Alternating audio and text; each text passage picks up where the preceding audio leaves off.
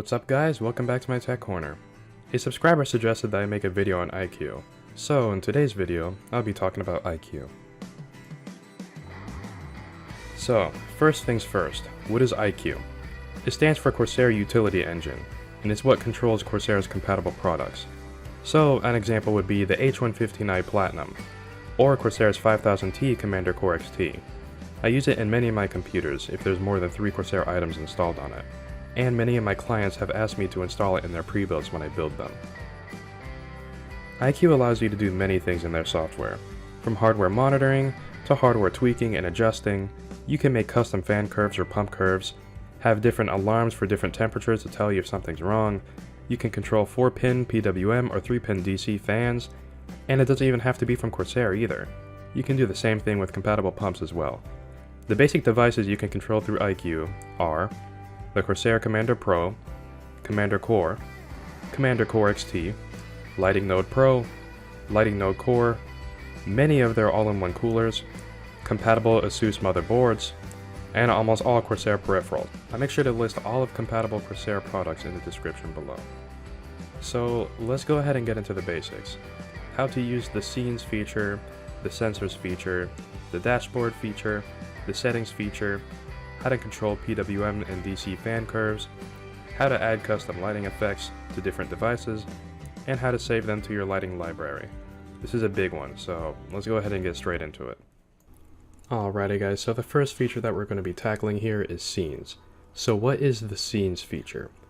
Well, it's basically a feature where you're able to apply a single kind of lighting effect to all of your devices at a single click. So this is if you want like an instant lighting effect. So you can use many of their basic scenes here, like rainbow, or spiral rainbow, or type lighting, where you click your Corsair device, it could be a keyboard or a mouse, and it'll basically do a little ripple around everywhere. White, rainbow waves, so many different kind of lighting effects that you can do. So let's say that you want this lighting effect not to be on a certain device. What you could do is you could go over to your device box, and you'll see at the bottom left corner there's a little icon for that device, and if you click it, it will remove the scene from that device, and it will apply it to all the other ones. If you want it back, you could just simply click it again. So let's say that you're tired of using their scenes feature, right? Their preset scenes, at least. What you could do is next to the scenes word right here, there's a little plus sign here that says add a scene. And if you click it, it'll bring you down to something called create new scene. So you can apply more of their preset lighting effects. So an example, color shift, color pulse, or CPU temperature. Or if you want to create your own or modify one of their presets, you could go ahead and click the custom button that will be right next to the preset button. Over here, you'll be able to modify the scene name, the lighting effect that you use, the speed of that scene if it actually allows you to change the speed, and the direction of the scene. So say that I want my spiral rainbow to be super fast. I can go ahead and move the slider from medium to fast. I can rename it Trippy. And I could also change it from clockwise to counterclockwise if I want to. When I'm happy with my lighting effect, I can press create. And now I have a scene that will apply to all of my devices whenever I want. Or say that I want to make a custom static green color. What I could do is open up the Effects tab, go all the way down to Static Color, move the slider to which color I want, then I could also change the color, or the title, so I can name it Green. Press Create, and now I have a static green that will apply to all of my devices. And that is how you use the Scenes feature. Now the next feature we're going to tackle is the Sensors feature. So basically what this feature is something for you to take a quick glance at, if you're trying to monitor some of your system. The sensors are basically, I guess you could say, sensors taken from your hardware. So right now I have how much voltage is getting applied to my CPU, the load on my CPU, the temperature of my CPU package, not my normal CPU temperature, and the temperature of my junction temperature for my 5700 XT. So these are some basic sensors that might be on here when you first open up the software, but chances of these sensors being here when you open up the software are very slim.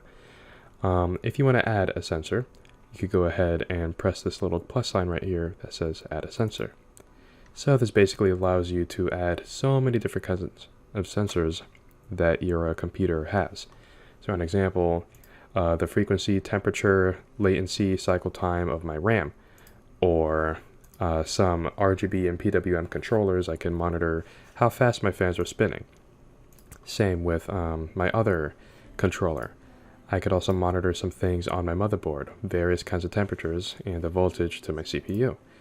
I can monitor the load and temperature of my CPU, and I can monitor the fan speed and temperature of my graphics card. So say that you just want to limit it all down to one thing. So an example, you could limit it down to system info by clicking on system info. So it will limit down to your RAM, motherboard, CPU, and graphics card.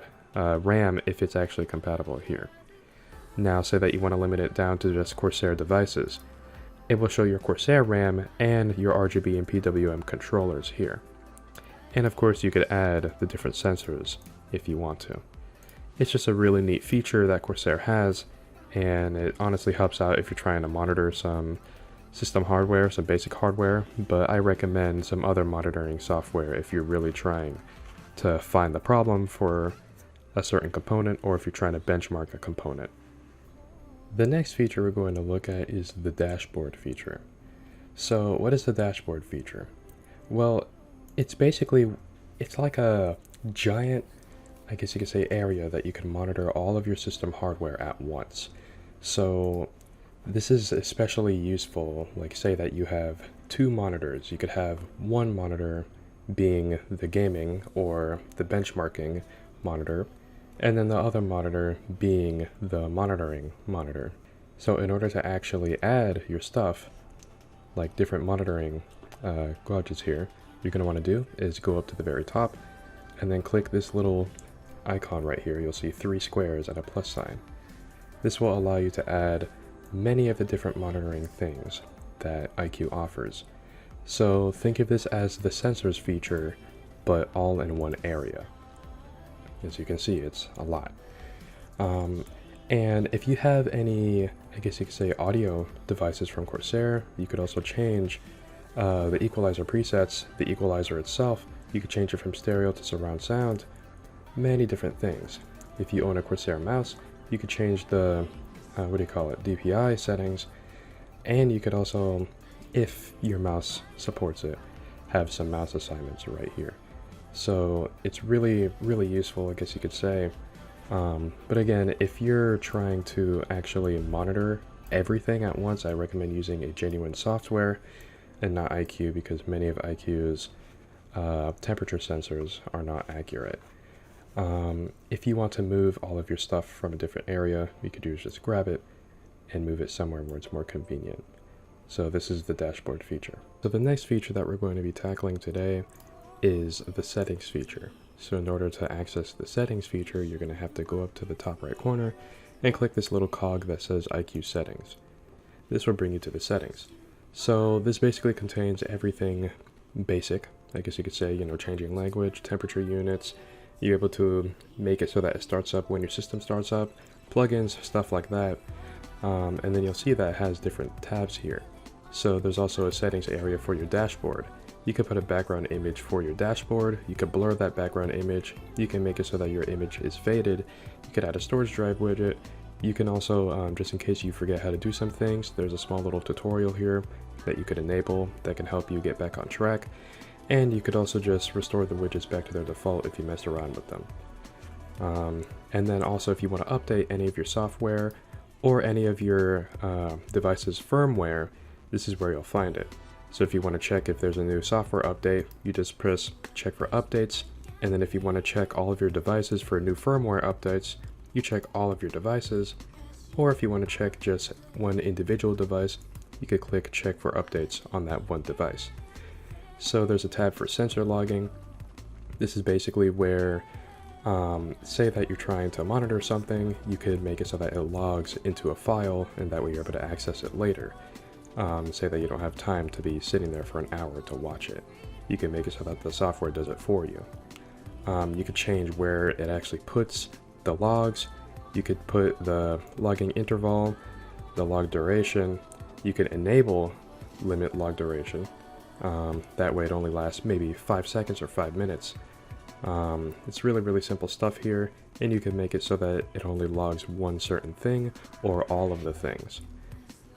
There's also a tab for software and game integrations where, say that Corsair does a partnership with, I don't know, Terraria or Borderlands 3. It'll have custom lighting effects for their hardware, and you could go ahead and make it so that those lighting effects are enabled when you play that certain game or play that certain software. And then also there's different kinds of integrations here. So an example, Philips Hue or NVIDIA broadcast technologies. So if you have an NVIDIA graphics card, this will probably be enabled, or you're going to have to install it. And then if you have a Philips Hue device, you could go ahead and enable that, select your device, and then be able to control your Philips Hue device from ICUE. And then finally, there's their privacy tab, where you could view their privacy policy, terms of service, EULA, and you can make it so that Corsair grabs some data from your computer to improve their software, which obviously I will not allow. But yeah, this is the settings tab, really simple stuff, and if you need to change anything, this is where it'll be. The next feature we're going to go ahead and tackle is the fan curve feature. You'll be able to find this fan curve feature on whatever device that allows you to bend the fan curve, I guess you could say. Most likely a PT.1 and RGB controller, like a Commander Pro or a Commander Core XT. What you're going to want to do is go ahead and click on your device, then navigate to the cooling tab, which will probably be under 3-pin lighting effects. So once you enter the cooling tab, you will see how many fans you have connected. So if you only have 4 fans connected, you will only see 4 fans. In my case, I have 6 fans connected. One of them is my Hydro XD3 pump. So if you want to make a custom fan curve, what you're going to want to do is go up here. It'll be above your preset fan curves, and press the plus sign. Now it'll add in your custom fan curve. It will most likely be named Custom 1. This is where you'll make it. You'll be able to have your fans run at a certain speed at a certain temperature. An example, I want my fan to run at 100% at 70 Celsius. My fan will now run at 100% at 70 Celsius. Or say that I want my fan to run around 50% at 50 Celsius. My fan will run at 50% at 50 Celsius. But let's say that you don't want to have a custom curve. Let's say that you want to have your fan run at a fixed percentage or fixed RPM. You'll be able to find these up here, which is right above custom curve. In the fixed RPM tab, you could have your fan run at a certain RPM. 5000, 0 RPM. If you move the slider or type in your number right here, it will force the fan to go at that speed. Or say that you want to have your fan go at a fixed percentage, which is basically RPM.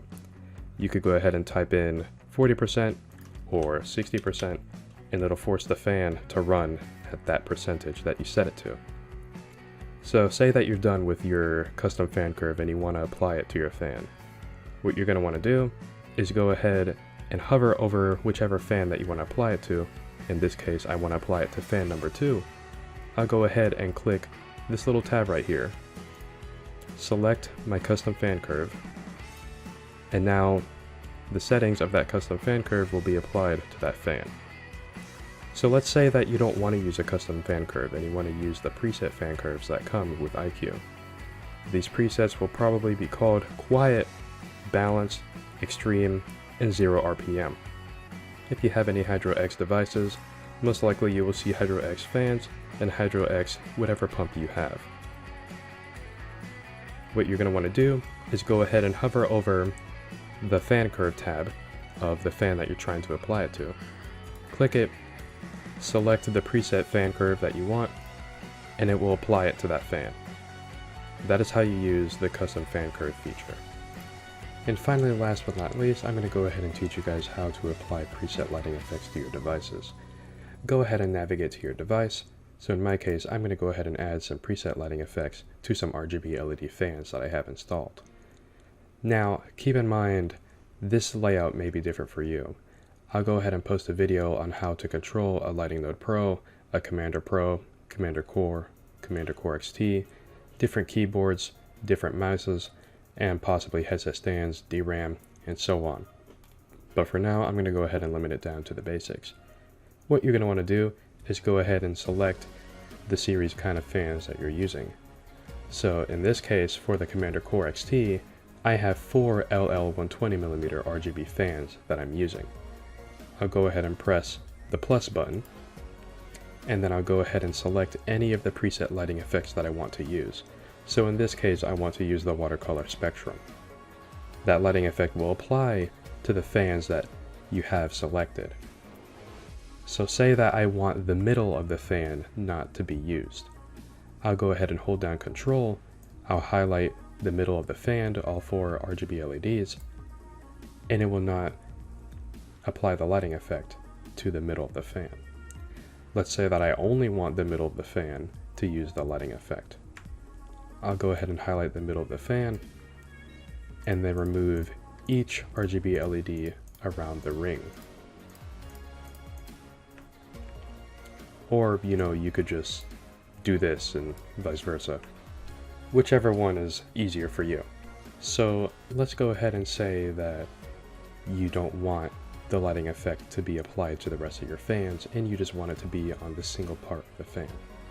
You could just go ahead and highlight that part of the fan. It will remove all of the lighting effects from each other fans except the middle of your first one. So say that you want only 3 LEDs to be used. You could go ahead and hold down Control and then press the one LED that you don't want to be used, and it will remove the lighting effect from that LED. So let's say that you're happy with this lighting effect that you made and you want to save it somewhere. You could go ahead and press the 3 dots or right click on your lighting effect and press Save to Library. And then if you were to open up your lighting library, it will go ahead and show up right here. As you can see, I have many different lighting effects. But that is how you use the preset lighting effects. Alrighty guys, that'll have to do it for this part of the series. Don't worry, I will post more videos explaining ICUE in depth better and how to use multiple of their devices. But thank you guys so much for watching. If you liked the video, go ahead and leave a like. Dislike if you didn't. Go ahead and comment down below if you guys maybe learned something or two from this video. And go ahead and comment down below if you thought that this video was pretty informative. And again, don't worry, I will post more videos in the future. But for now, this is just the basics of ICUE, and make sure to stay tuned for the rest of the videos. I'll see you guys in the next one.